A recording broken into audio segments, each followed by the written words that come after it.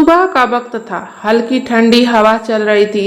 आसमान में सूरज धीरे धीरे निकल रहा था, लेकिन हमारे घर के अंदर एक अजीब सा सन्नाटा था। वो सन्नाटा किसी आने वाले तूफान का इशारा दे रहा था।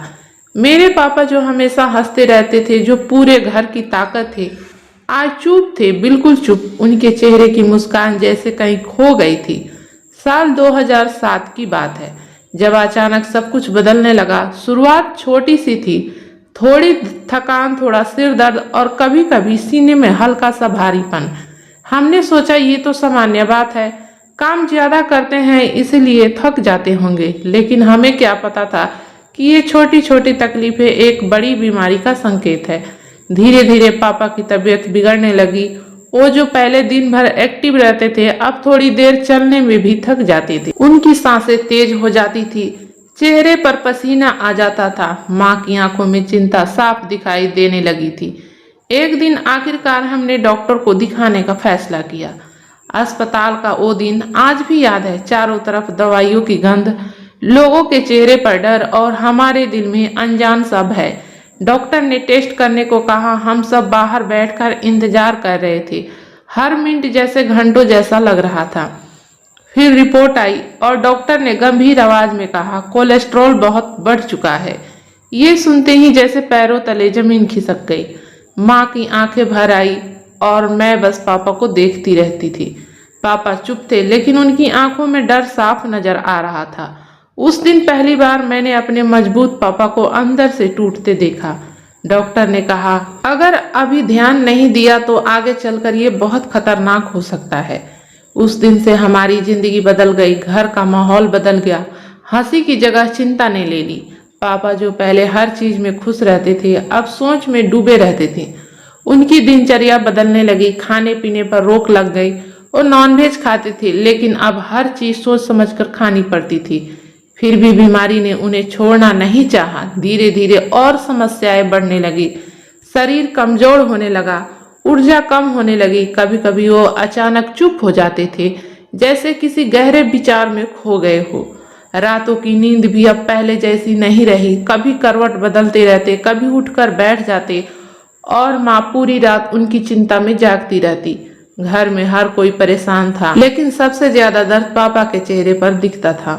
वो दर्द जो किसी को दिखाना नहीं चाहते थे। वो हमेशा यही कहते थे, मैं ठीक हूँ, लेकिन हम जानते थे वो ठीक नहीं है।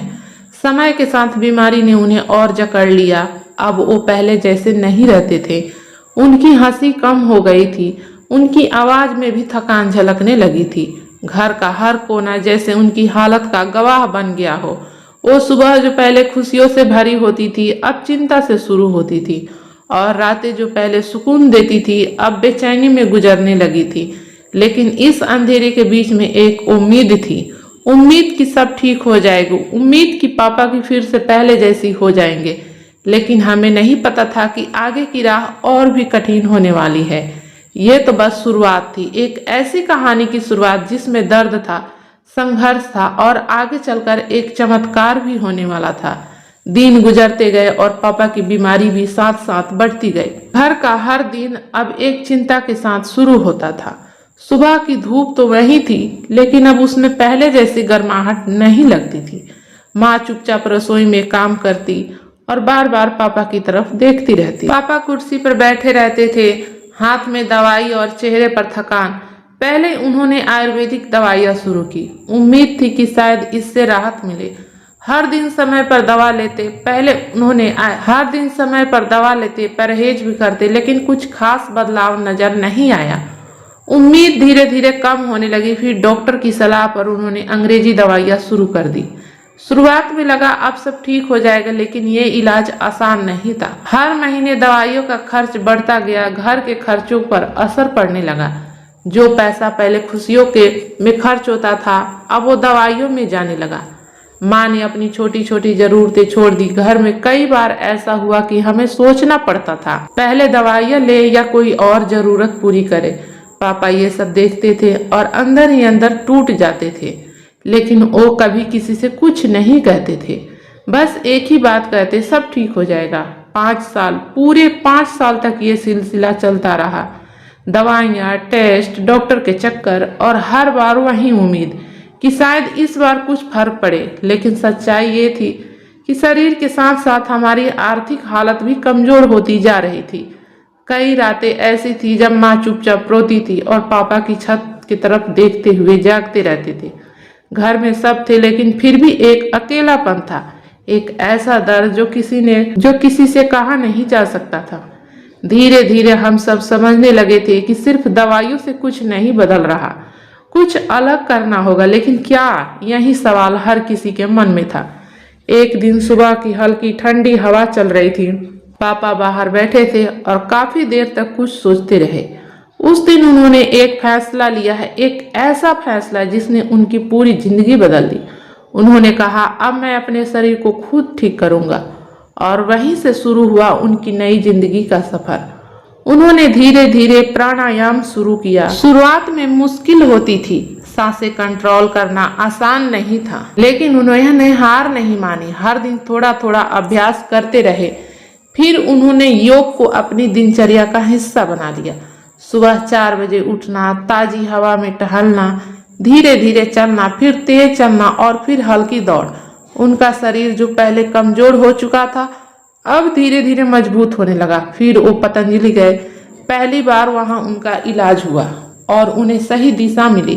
कुछ समय बाद वो दूसरी बार भी गए। इस बार हार्ट के पास जो सूजन थी उसका इलाज किया गया। श्रृंगी प्रक्रिया से वो खराब रक्त निकाला गया। उस दिन के बाद जैसे पापा को नई जिंदगी मिल गई। दर्द कम होने लगा, सूजन घटने लगी और सबसे बड़ी बात, उनके चेहरे पर फिर से मुस्कान लौट आई। अब उनका हर दिन नई ऊर्जा के साथ शुरू होता था। सुबह की ठंडी हवा अब उन्हें सुकून देने लगी थी। सूरज की पहली किरण अब उनके चेहरे पर चमक बनकर आती थी। वो रोज 1 घंटा वॉक करते और फिर रनिंग भी। लोग उन्हें देखकर हैरान हो जाते, क्या ये सच में 60 साल के हैं? ये सवाल अक्सर सुनने को मिलता। उनकी चाल, उनकी ऊर्जा, सब कुछ एक नौजवान जैसा था। आज वो पहले से भी ज्यादा फिट है और सबसे खास बात, अब वो दवाइयों पर निर्भर नहीं है। उनकी ताकत, उनका आत्मविश्वास, सब कुछ वापस आ चुका है। दोस्तों, ये सिर्फ एक कहानी नहीं है, ये एक सीख है। हम अक्सर अपनी सेहत को हल्के में ले लेते हैं और जब तक देर हो जाती है तब तक हम समझ नहीं पाते। लेकिन अगर सही समय पर हम अपने जीवन में छोटे छोटे बदलाव लाएं, योग अपनाएं, प्राणायाम करें और अपने खान पान का ध्यान रखें, तो हम कई बीमारियों को खुद से बचा सकते हैं। मेरे पापा इसके जीता जागता उदाहरण हैं। उन्होंने हार नहीं मानी और आज वो एक नई जिंदगी जी रहे हैं। आप भी आज से शुरुआत कर सकते हैं, क्योंकि स्वास्थ्य सबसे बड़ी संपत्ति है। अगर आपको ये सच्ची कहानी पसंद आई हो तो इसे जरूर शेयर करें, ताकि और लोग भी इससे प्रेरणा ले सकें। मिलते हैं अगली वीडियो में नए कहानी के साथ। तब तक के लिए खुश रहें, स्वस्थ रहें और देखते रहें पूनम रियल स्टोरी।